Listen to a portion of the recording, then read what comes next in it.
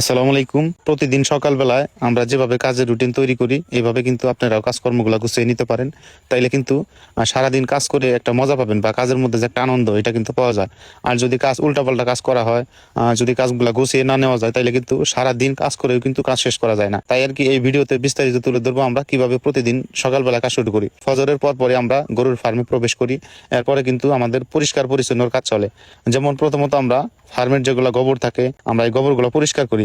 তো পরিষ্কার করার পরে কিন্তু আমরা নির্দিষ্ট স্থানে আমাদের যে ঘাসের জমি আছে ওই জমির পাশে নিয়ে কিন্তু এই গোবরগুলো জমা করে রাখা হয়, যাতে আমরা পরবর্তী সময়ে ঘাসের জমিতে দিতে পারি। এরপরে চারির মধ্যে অবশিষ্ট যে খাবার থাকে এই খাবারগুলো কিন্তু আমরা ভালোভাবে পরিষ্কার করে দিই।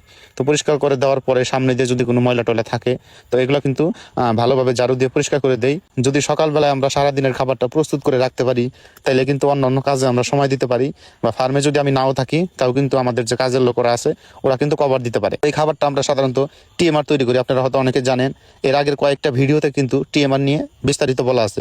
তো টিএমআর তৈরিতে লাগে আমাদের হচ্ছে একটা গরুকে সারাদিন যে পরিমাণে খাবার খাওয়ানো হয় ওই সবগুলা খাবার একত্রে মিক্সার করে যে খাবারটা তৈরি করা হয় সেইটাই হচ্ছে টিএমআর। তো এখানে আমরা একটা গরুর জন্য 20 কেজি ঘাস এবং 5 কেজি দানাদার খাবার, এরপরে আধা কেজি খোল এবং আধা কেজি চিটাগুড়, এরপরে হচ্ছে প্রতি গরুর জন্য 1 কেজি করে খড় দেই। তো এখানে যেহেতু আমাদের সর্বমোট 12টা গরু, তাই এখানে আমরা 220 কেজির মতো বা 220 থেকে 30 কেজির মতো ঘাস নিয়েছি। এরপরে আমরা নিয়েছি হচ্ছে 5 কেজি পরিমাণ খোল এবং 5 কেজি পরিমাণ চিটাগুড়। তো এই খোলটা আমরা কিন্তু আগের দিন বিকেলবেলায় ভিজিয়ে রাখি বা সন্ধ্যাবেলায় ভিজিয়ে রাখি। তো এটা কিন্তু বালতি পরিপূর্ণভাবে দিয়ে রাখি। তো এই খোল কিন্তু ভিজানোর পরে কিন্তু খোলটা অনেক বেড়ে যায় এবং ফুলে যায়। আগের দিন কিন্তু এটা অবশ্যই ভিজায় রাখতে হবে। এরপরে আমরা সাধারণত যে চিটাগুড়টা ব্যবহার করি এটা কিন্তু অনেক ভালো মানের চিটাগুড়। তো আপনারা কিন্তু অবশ্যই গরুকে চিটাগুড় খাওয়াবেন। তো চিটাগুড় যেটা এটা হচ্ছে লালি বা মোলাসেস যেটাই বলেন, তো এটা কিন্তু গবাদি পশুর রুচি এবং হজম শক্তি বা গরুর এনার্জি তৈরি করতে কিন্তু এটা ব্যাপকভাবে সহায়তা করে। যদিও আমাদের কাছে এখন পর্যাপ্ত পরিমাণ ঘাস আছে তারপরে কিন্তু আমরা খড়গুলা দেওয়ার চেষ্টা করি, এতে কিন্তু এই টিএমআরটা ভালোভাবে তৈরি করা যায়। প্রথমে কিন্তু এই ঘাসগুলো বিছিয়ে নিচ্ছি, তার উপরে আমরা খড় দিছি, আর উপরে আমরা চিটাগুড় এবং খৈলের যে পানিটা আছে এটা কিন্তু আমরা চিটাগুড় এবং খৈল কিন্তু ভালোভাবে আমরা উপরে দিয়ে দিছি। আমরা দিয়ে দিব হচ্ছে দানাদার খাবার। তো যদিও আমরা নিজেরা দানাদার খাবার তৈরি করি, এরপরে আপনারা যারা বাজার থেকে রেডি খাবার না কিনে যারা আমাদের মতো এই খাবারগুলো নিতে চান তারা অবশ্যই মেঘডুবি এগ্রো থেকে খাবারটা নেবেন। ষাঁড় গরু এবং গাভী গরু তো সব ধরনের গরুর কিন্তু খাবারগুলো বিক্রি করে থাকে।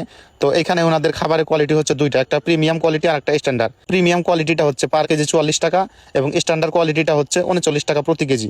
তো আপনারা চাইলে কিন্তু মেঘডুবি এগ্রো থেকে খাবার নিতে পারেন, বিশেষ করে যারা 2-4টা গরু লালন পালন করেন। তো এরপরে এই সমস্ত উপকরণ কিন্তু একত্রে আমরা মিক্সার করে দেখেন এইভাবে কিন্তু মিক্সার করে ভালোভাবে বেলচা দিয়ে আমরা এক জায়গায় স্তব করে রাখি। একটা গরুকে যদি সকালবেলায় আমরা 12 থেকে 15 কেজি খাবার দেই, অর্থাৎ এই খাবারটা অর্ধেক পরিমাণে দেই, তো এই খাবারটা কিন্তু আমরা একবারে দিব না। তো এই খাবারটা আমরা 2 থেকে 3 বারে দিব। আর গরুর একটা মেইন সমস্যা হচ্ছে যদি সবগুলা খাবার একবারে দেন গরু কিন্তু ভালোভাবে খেতে চায় না। এখন যেহেতু গরমের সময় আমরা গরুকে কিন্তু দিনের মধ্যে 2 থেকে 3 বার গোসল করাই। সকালবেলায় গোসল আমরা ভালোভাবে কষলিয়ে দিই এবং দেখেন ফ্লোরের মধ্যে কি পরিমাণ ময়লা জমি থাকে।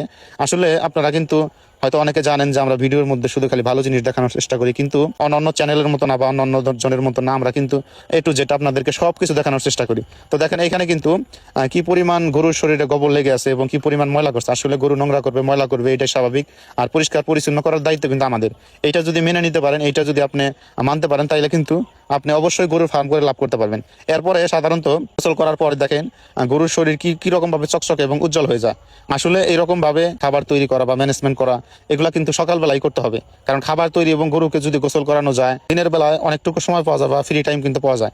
খাবার পাত্র এবং পানির পাত্র ভালোভাবে চারকোনা দিয়ে যদি কোনো ময়লা জমে থাকে এগুলো পরিষ্কার করতে হবে। এরপরে আমরা কিন্তু রাত্রে বেলায় পানি দিয়ে রাখি, বা হচ্ছে অনেক সময় আমরা সকালবেলায় পানি দিই, যদি গরুর পানির খাওয়ার প্রয়োজন হয় তখন কিন্তু পানিটা খেয়ে নেয়।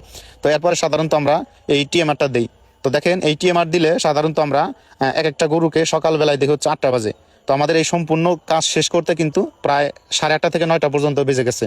তো দেখেন এই 3 ঘন্টার কাজ কিন্তু এই 3 থেকে 4 মিনিটের ভিডিওর মধ্যে আপনাদেরকে দেখানোর চেষ্টা করলাম। যদি আপনারা এইভাবে কাজ করেন তাইলে কিন্তু এই সকালবেলায় কাজ যদি গুছিয়ে নিতে পারেন তাইলে কিন্তু আপনি সারাদিনে কিন্তু একটু রেস্ট করতে পারবেন, বা গরু কিন্তু গ্রোথ ভালো থাকবে এবং গরু কিন্তু বিশ্রাম করার সময় পাবে। যদি 8টার দিকে ফার্মে প্রবেশ করেন তাইলে এই কাজগুলো শেষ করতে কিন্তু আপনার 11 থেকে 12টা বাজবে। তখন আপনি গরুকে খাওয়াবেন কোন সময়, তখন আপনি খাবার তৈরি করবেন কোন সময়। আর এখন আমরা এই ঘাসটা কিন্তু আমরা আগের দিন বিকেলবেলায় কেটে রাখি, অর্থাৎ আমরা যে ঘাসটা আগামীকাল খাবো এই ঘাসটা আমরা আজকে কিন্তু কেটে রাখবো। এইভাবে আপনি দৈনিক কাজে রুটিন করে নিতে পারেন বা সকালবেলায় কাজ করতে পারেন। ধন্যবাদ সবাইকে, সবাই ভালো থাকবেন। আর অবশ্যই ভিডিওটি শেয়ার করে টাইমলাইনে রেখে দিন। আসসালামু আলাইকুম।